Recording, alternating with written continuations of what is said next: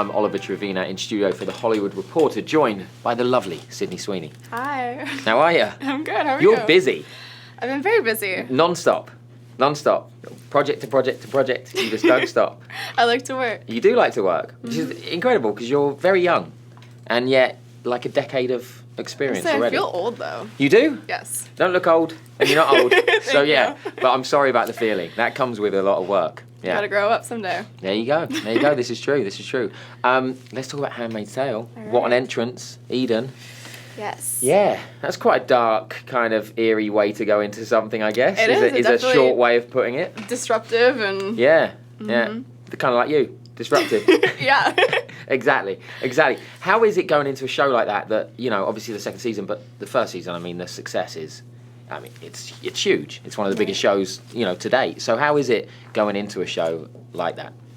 It was very intimidating. And I felt like I had a lot I needed to live up to be able to carry Eden and meet these incredible actors. So. And you mentioned the cast. I mean, yeah, that's another plus as well. Elizabeth Moss. Like, Right, oh I my mean, gosh. Von Strofsky, Max Minghella, I mean, Joseph Yeah. Fiennes. It's literally one of those lists that you look at and you're like, oh my word, they're all in the same show. So you auditioned for the show. Yes. A lot of pressure on that. Yes, I hadn't seen the show yet. Oh, that's until probably I a got good the thing. audition. That's a good thing then. And then I was like, I'll watch the first episode to kind of get a feeling for the show.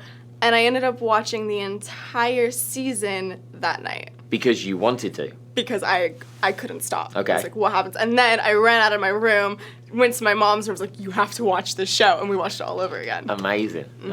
And then, of course, did you read the book then? Or When I got the call back, then I read the book that day.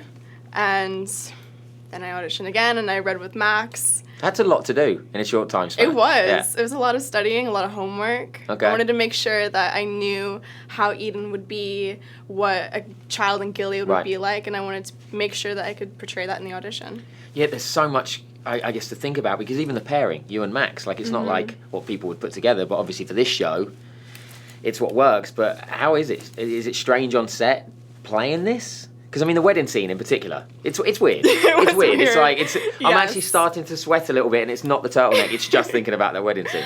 It was a little weird, but Max is so great to work with because we became such good friends that it was like hanging out on set and goofing off and listening to Taylor Swift. And So that I have to be honest, that's not what I expected on the set of Handmaid's Tale. Yep. Okay, so we that's listen to going Taylor on. Swift and joke around and... So it's very light-hearted. It is. Completely different than when you're actually in the scene. Okay, which is good because I think going into a show like that that's quite dark and eerie, and then you've got to pull yourself out of it. Exactly. It's good to have something to take you out. And the crew are all nice and fun, so you never get stuck in it. Okay. There's nothing better than Taylor Swift to pull you out of, it, Yes. of a tough moment. Right. So what can we expect from Eden? What's going on? Can you give us much?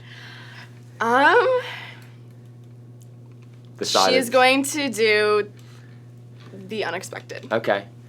I could see that. Eden strikes me as someone that you just might just shock value, I guess, shock value. Completely. Yeah. I mean, she's a true believer. It's all she knows is Gilead and to become a commander's wife and to have a child. And just imagine a 15-year-old who only knows that and wants that and what she's going to do. Right.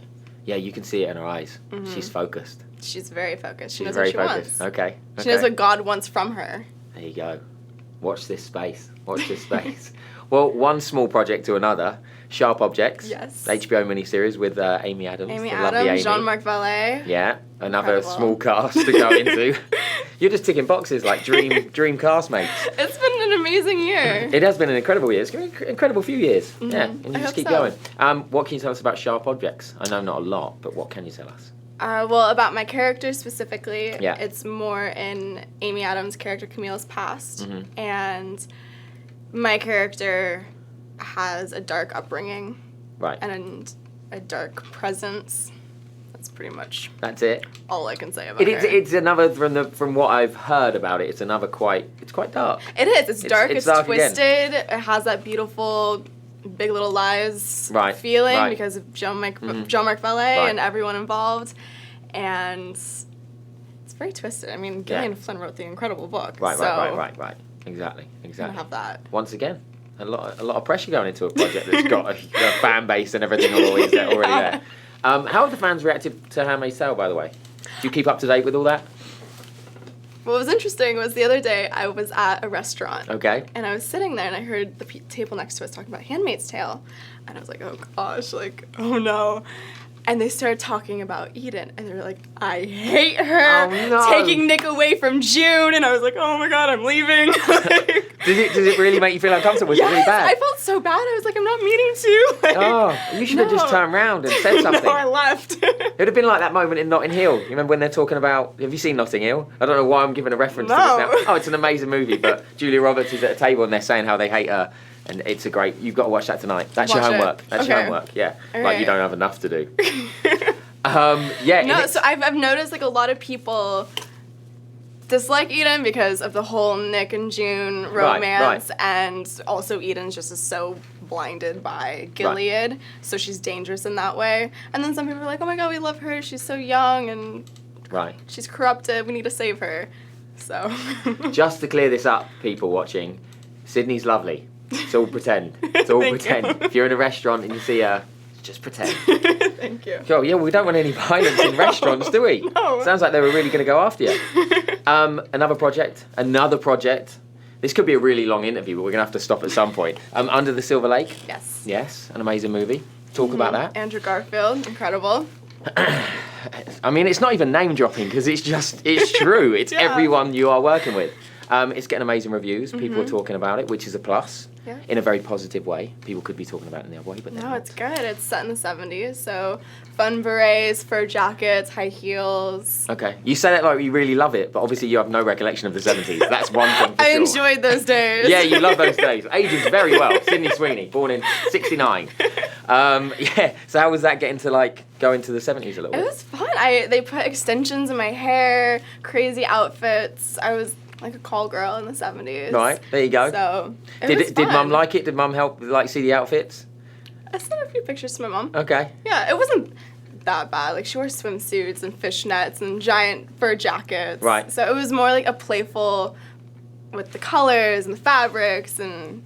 Sounds like you love it. I did. I really enjoyed it. It's different than me. Right. So it was cool to be able to jump out of that. Which is great. It's perks of the job. Yes. Perks of the job. Do you have a favourite genre? Because you're jumping around. Like, is there one? Do you love it all. You do? You don't tend to follow the darkness? I mean, I like the darkness. You do, right? See? There you go. I love to try and have a foot in every single different genre and category. Doing it all. See? And so, at such a young age, I mentioned this at the start of the interview, but over a decade of experience and very young, what have you learnt along the way, the journey so far? What's been a tough part?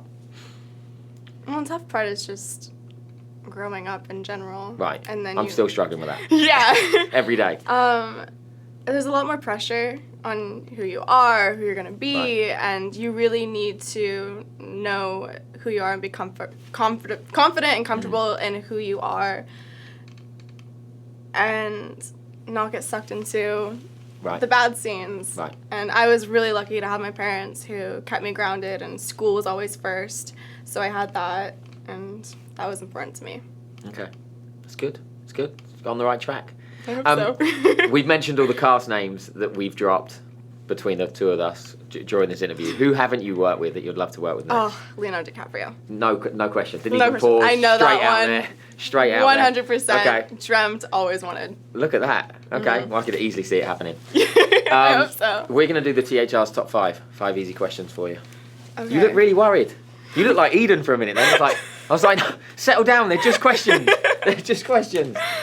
Movie you watched as a kid that you wish you were in? Titanic. If I get a Leo reference to every one of these questions. You might. Okay. This is going to be weird because you're young, but first moment that comes to mind when I say career highlight so far. Handmaid's Tale. That's a good one, yeah. Yeah. I figured it might be that. But you never know. You never know. Those eyes again, it's freaking me out. Describe your journey as an actress so far in one word. Challenging. It's a good one. It's a good one. We're finding that a lot of actresses are using the word challenging. It's because it's true. If you weren't an actress, you would be a professional wakeboarder. Is that so you could wakeboard with Leo? Is that a Leo reference too? Maybe. I mean, if he does, then hey. You're in. I'm ready. One random fact that we don't know about you. First thing that comes to mind. I built a treehouse when I was 12. You did? Yeah. Is that a random On your fact? own? It's quite, well, it's random, but it's also impressive. It was the first thing that came to my mind. But actually, you built it. Yeah. You can tell I don't build anything. That's how I build. Okay. I did. I created a pulley system. I built a little ladder, and then I pulled the wood up, and I made a treehouse. Okay, look at that. Random fact. Sydney Sweeney, actress and treehouse builder. It's a good backup gig. Thanks. Okay.